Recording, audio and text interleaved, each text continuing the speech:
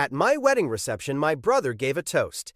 To my brother, who finally found someone desperate enough. Everyone laughed. My wife went pale. I stood up, took the mic, and said, "Thanks, bro. Hey, quick question. How's that $78,000 loan I co-signed for your business?" He went white. I continued, "Oh, wait. You missed your payments last week, right?" I smiled at the room. "Don't worry, I'm reviewing it in Monday." The room was still clinking with champagne glasses when my brother Ethan stood up and tapped his fork against his flute. "Quick toast," he said, grinning like he was about to do stand-up. My wedding reception was in the private dining room of the restaurant where I'd worked my way up for a decade. Candlelight, white linens, soft jazz. My wife, Nora, had chosen every detail down to the tiny sprigs of rosemary tied to the napkins. Our daughter, Lily, sat between Nora and me in a simple lavender dress, swinging her feet under the table. She was 8. Quiet, polite, the type of kid who says, "Excuse me," to furniture. Ethan raised his glass and said loud enough for the whole room to hear, "To my brother, who finally found someone desperate enough." A beat of silence, then laughter. Not everyone, but enough. The kind of laughter that spreads because people don't want to look uncomfortable. I felt Nora stiffen beside me. Her hand, resting on my thigh under the table, went cold. I looked at Lily. She didn't understand the words, not fully, but she understood the room. She saw grown-ups laughing at her dad. She saw her new stepmom go pale. She pulled her shoulders in like she was trying to take up less space. My throat went tight. My hands shook, just slightly, like they did on a busy Saturday night when a sauce broke and I had to fix it without anyone noticing. Ethan smiled like he'd just broken the ice. I stood up. Chairs scraped, a few heads turned fast. Someone whispered, "Oh no, I didn't explode. I didn't throw anything." I reached for the mic the DJ had set up for speeches, and I took it like I'd done it 100 times. "Thanks, bro," I said, keeping my voice calm. Ethan lifted his glass again, like he'd won. I looked around the room. Our friends, my parents, my aunt who always asked if being a chef was a real career yet, Ethan's business buddies in matching watches. Even the bartender paused. Then I asked, almost casually, "Hey, quick question. How's that $78,000 loan I co-signed for your business?" You could hear the ice shifting in glasses. Ethan's smile froze. I continued, still calm. "Didn't you miss your payments last week?" His face went white so fast it was almost funny. I turned slightly, like I was addressing everyone, not just him. "Don't worry, I'm reviewing it on Monday." I smiled at the room the same way I smiled at guests when they sent back a steak that was cooked exactly how they ordered it. Nobody laughed this time. Nora's hand tightened around mine under the table. Lily stared at Ethan like she was trying to figure out if he was a stranger. Ethan opened his mouth, but no sound came out. I set the mic back into the stand, carefully, like I was placing a plate down at the pass. Then I sat, and the whole night shifted. I'm Simon. I was 38 that night. I lived in a small city apartment with Nora and Lily, 2 blocks from the Riverwalk. I was the head chef at a Michelin star restaurant. That title sounded glamorous to outsiders, but most days it meant 14-hour shifts, burns on my forearms, and a constant low-level fear that I'd disappoint everyone. I wasn't supposed to be the responsible one in my family. Ethan was older, louder, the one who got attention. But I became responsible anyway, because someone had to be. When my parents' water heater died, they called me. When Ethan needed a small bridge until his next big deal, he called me. When my aunt needed help paying for a must-have new roof, she called me. And every time, I told myself it was temporary. It started small, a few hundred here, a loan there, a couple thousand for inventory, a couple thousand for rent, a couple thousand because the bank is being weird. Then it became weekly transfers, not even big ones at first. 200, just until things stabilize. But things never stabilized, because they didn't have to. They had me. Ethan was the worst for it. He bounced from idea to idea like they were stepping stones, and I was the river beneath him. A food truck, a premium coffee brand, an app, a distribution deal, a private label sauce line he swore was going to make us rich. I said no for years until the year Lily's mom left. That was the year my family decided I owed them even more. I was newly single, working non-stop, trying to keep my kids steady. Lily was 5 then. She didn't tantrum, she didn't scream, she just got quieter. She started lining up her crayons by color and drawing houses with too many windows. My mom told me, "At least you have work." My dad told me, "You chose her mother." Ethan told me, "Don't worry, bro, I'll help you out once I'm up." He never did, but he did ask for help. One afternoon, he showed up at the restaurant in a blazer that still had the vent stitched shut. He sat at my staff table like he owned the place, drank my coffee, and slid a folder toward me. "Just a cosign," he said. "It's nothing. It's smart. It's leverage." The number on the paperwork was $78,000. I laughed at first because I thought it was a joke. He didn't laugh back. He leaned in and said, "You're doing well. You've got stability. You got that fancy chef job. And I'm family." That word, family. He said it like it was a key that opened my wallet. I said no. He got quiet. Then he said, "Mom and Dad are worried about you, you know? About Lily. About how you're doing it alone." That was how he fought. Not with fists. With pressure. With implication. With that old family trick where they made my life feel conditional. I still said no. 2 days later, my mom called. Her voice was soft in that way it got when she was about to make me feel guilty. "Ethan says you don't believe in him," she said. "I don't believe in debt," I told her. "He needs support," she said. "You're doing fine, and it would mean a lot to your father." My father didn't even get on the phone. That was his style. Let my mom do the pushing while he sat quietly and benefited. I said no again. Then Lily got sick. It was just a stomach virus, but she threw up in the middle of the night and cried because her throat hurt, and I held her on the bathroom floor with a towel under her cheek and thought, I can't keep fighting everything at once. Ethan called the next morning like he'd been waiting. "Look," he said, "if you're going to be stubborn, fine, but just think about what it looks like. The family needs to see you're not cutting yourself off." That's when I realized something ugly. They weren't asking for money because they needed it. They were asking for money to keep me in my place. So I co-signed. Not because I believed in Ethan, because I was exhausted. Because I wanted my family to stop circling my life like vultures. And because I made the mistake so many parents make when they're stretched thin. I thought if I gave enough, they'd be kinder to my child. Lily wasn't blood to Nora at first. Nora came into our lives slowly. She was a regular at the restaurant. She asked about ingredients, not gossip. She watched Lily draw on a paper placemat one night and told her, "That's a really good tree."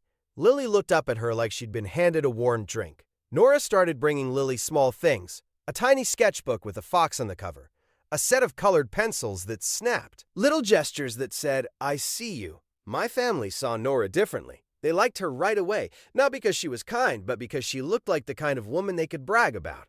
Educated, polished, normal. And once I proposed, they got weird in that way they always did when something wasn't about them. My mom called me 3 times in 1 week to ask what kind of venue we'd chosen and whether it was appropriate.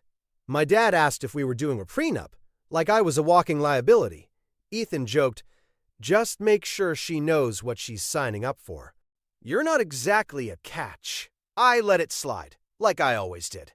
Because we were busy planning, because Lily was excited, because Nora deserved a happy day. We paid for the whole wedding ourselves. No help from my parents, no help from Ethan. I didn't even ask. I knew better. But I still did what I always did. I smoothed things over. I gave Ethan a +1 even though he'd broken up with his girlfriend 2 weeks prior and was already bringing someone new. I let my parents invite a few of their friends I'd never met. I paid for the open bar. I paid for the band. I paid for the flowers. And I did all of it while knowing I was still on the hook for Ethan's loan if he messed up. I should have known the wedding would be the moment he tried to remind everyone who he thought I was. Ethan couldn't stand me being celebrated. He couldn't stand me being loved, so he turned my wedding into a stage. And Lily, my quiet kid, had to sit there and watch people laugh at her dad. That was the part I couldn't swallow. Not the insult, not the joke, the laughter, the way my daughter shrank. That's why I stood up, and that's why I said what I said. Because that loan wasn't just money. It was years of being used. It was every time they forgot Lily's birthday but remembered my nephew's. It was every time my mom introduced Lily as Simon's little one instead of my daughter. It was every time my dad said, "She's sweet," like he was talking about a neighbor's kid, not his grandchild. It was every time they took what I gave and still treated my life like a cautionary tale. The toast just made it public, so I made something else public too. After the wedding, people acted like nothing had happened. That's another family trick. Pretend the sharp thing didn't cut. Ethan avoided me the rest of the night. He stayed at the bar laughing too loudly with strangers, like he was trying to outshine the band. My mom hugged Nora and said, "Ignore him. He's just like that." Like that was a personality quirk, not cruelty. My dad patted my shoulder and said, "Let's not ruin a happy day." I nodded. I smiled. I didn't argue, but inside, something had settled. A decision. Quiet. Firm. Nora and I got home around 1 a.m. Lily was asleep in the back seat with her cheek pressed to the car window. Nora carried her inside while I turned off the porch light. We laid Lily in bed with her fox plushie and the little sketchbook Nora had given her months earlier. Then Nora and I sat at the kitchen table in our wedding clothes, shoes kicked off, hair still smelling like smoke from the sparklers. Nora looked at me and said softly, "He humiliated you." I shrugged, because that was my habit. Minimize, smooth, swallow. But then she said, "He humiliated Lily." She saw that. My throat tightened again. I nodded once. Nora didn't ask me to yell at anyone. She didn't tell me to go off. She didn't push. She just said, "You don't have to keep paying to be treated badly." That was it.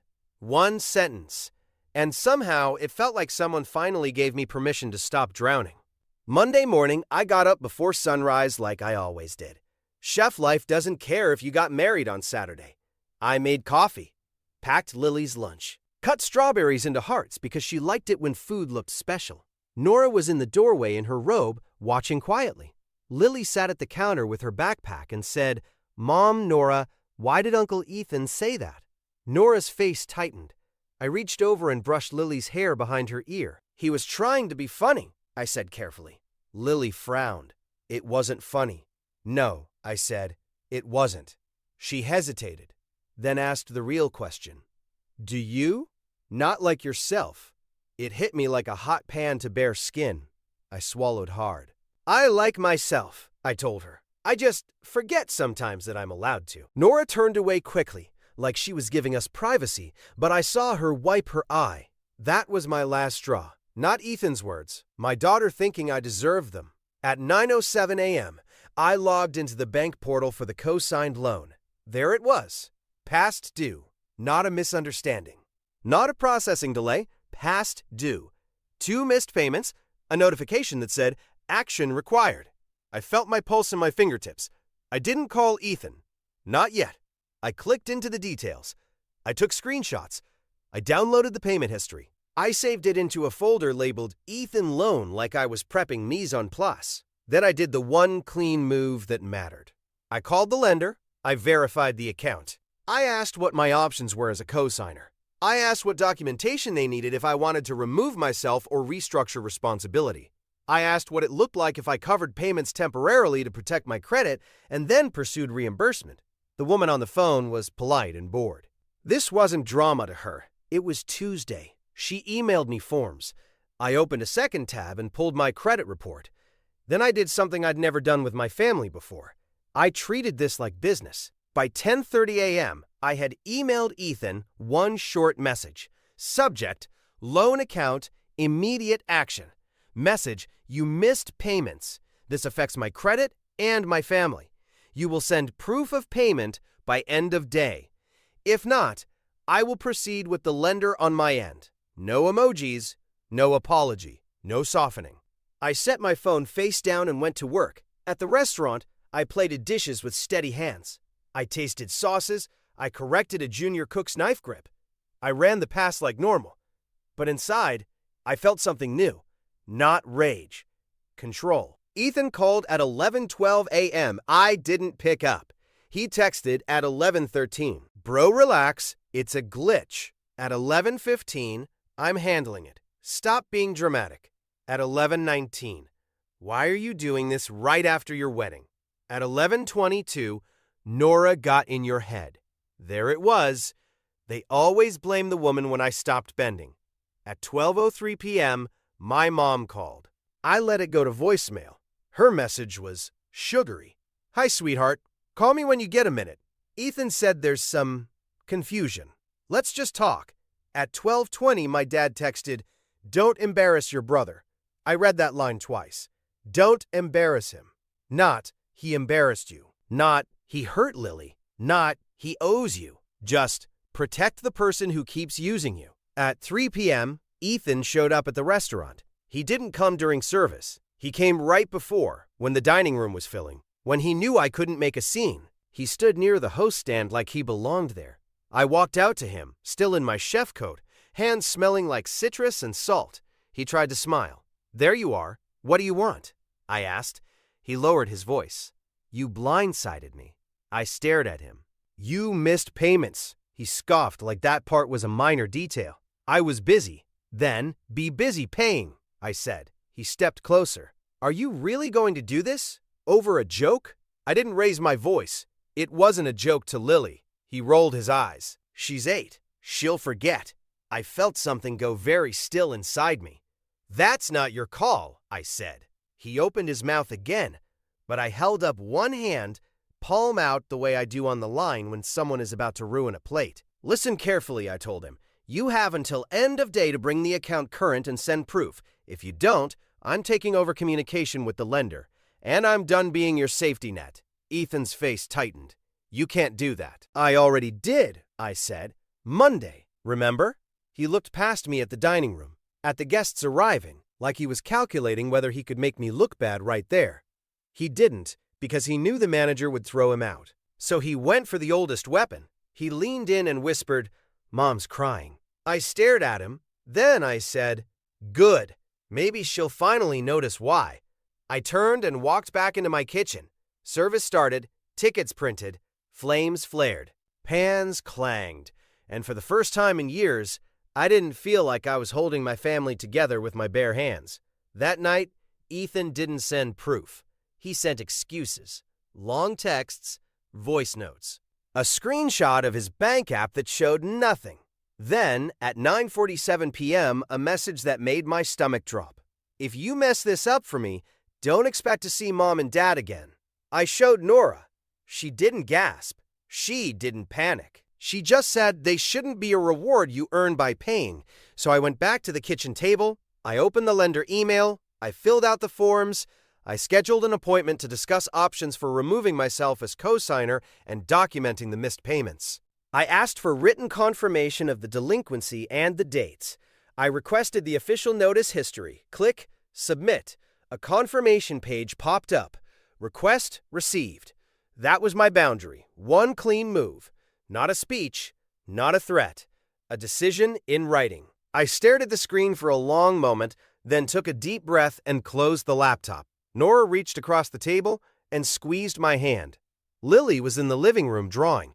She'd drawn a little scene of the wedding, 3 stick figures holding hands under string lights. She'd even drawn Ethan in the corner, smaller than the others because that's how she saw him now. I didn't tell her about the loan. She didn't need that weight, but she did need to see one thing, that her dad would stand up for himself without becoming cruel, that he would protect her without exploding, that he could say, calmly, no more. The fallout was exactly what you'd expect. My phone lit up for days. Missed calls from my mom, texts from my dad about family loyalty, a voicemail from Ethan that was half anger, half panic. Then the guilt shifted into bargaining. My mom offered to help Ethan out if I would just stop making this a big deal. My dad said, "Your brother is under stress." Ethan sent a message at 2 a.m. that said, "I thought you were my brother." I stared at it in the dark. Then I typed back one sentence. "I'm not your backup bank. That's all. No paragraph, no debate." The next weekend, my parents showed up at our apartment. Nora opened the door. She didn't step aside like my family expected women to do. My mom tried to push past her with a plastic container of lasagna like it was a peace offering. Nora said, polite and firm, "This isn't a good time." My dad looked at me over Nora's shoulder and said, "You're really doing this?" I nodded. "Yes." My mom's voice shook. "He's your brother." I looked at her and said, "And Lily is your granddaughter." My mom blinked like she'd forgotten that part mattered. My dad sighed like I was making his life difficult. "Ethan said you're doing this because you're embarrassed." "I didn't take the bait," I said calmly. I'm doing this because he chose to humiliate me in public and then missed payments that put my family at risk. My mom tried to pivot. He didn't, mean Lily. I cut in gently. He did. And you laughed. That landed. My mom's face tightened. She opened her mouth, then closed it again.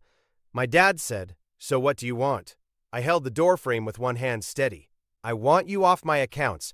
I want Ethan's loan handled without my credit being used as a cushion. And I want my child treated like she belongs." My mom's eyes got wet. "You're punishing us." "No," I said. "I'm protecting my family." There was a long silence in the hallway. Finally, my dad muttered, "This is ridiculous." And they left. No apology, no promise. Just retreat. But something else happened too. 2 days later, my cousin Mia texted Nora a photo from the reception. It was Lily laughing with Nora on the dance floor, Nora's dress swishing, Lily's shoes kicked off. Mia wrote, "Your kid looked so happy. Ethan ruined the mood. I'm sorry. I'm on your side." Then my aunt, yes, that aunt, sent me a short message. He deserved it. I laughed at first, and I regret it. Not perfect. Not a grand repair, but real. A month later, Ethan's business partners stopped calling him back. The loan became a problem he couldn't joke away. The lenders started sending notices to him instead of treating me like the responsible adult in the room. He tried to corner me again, this time at my restaurant's back door, wearing that same stitched-shut blazer. "Just cover it one more time," he said. Once things turn around, I shook my head. "No." He scowled. "You think you're better than me now." I looked at him, tired but clear. "No, I think my kid deserves better than this." He didn't have an answer for that, because it wasn't about ego. It was about Lily's face when the room laughed. It was about Nora going pale. It was about me realizing I'd been paying for a seat at a table where my child was still treated like an add-on. On the first anniversary of our wedding, Nora didn't plan something big. She made it small on purpose. We had dinner at home. Lily helped. She stood on a stool and sprinkled salt over roasted carrots like she was seasoning a masterpiece. Nora lit a few candles. Not fancy ones. Just the kind from the grocery store that smell like vanilla. We put out 3 plates, not 4. There was a quiet space at the table where my parents would have sat if things were different, but the empty chairs didn't feel like a threat anymore. They felt like a choice. After dinner, Lily handed me a folded piece of paper. It was a drawing. Me in my chef coat, Nora in her wedding dress, Lily between us with a big smile. Above our heads, she'd written in careful letters, "This is my family." I pinned it to the fridge with a magnet shaped like a tiny whisk. Nora kissed my cheek. Lily leaned against my side. And in that moment, the old feeling, the one where I thought I had to earn love with money, finally eased. Not because my family changed, but because I did.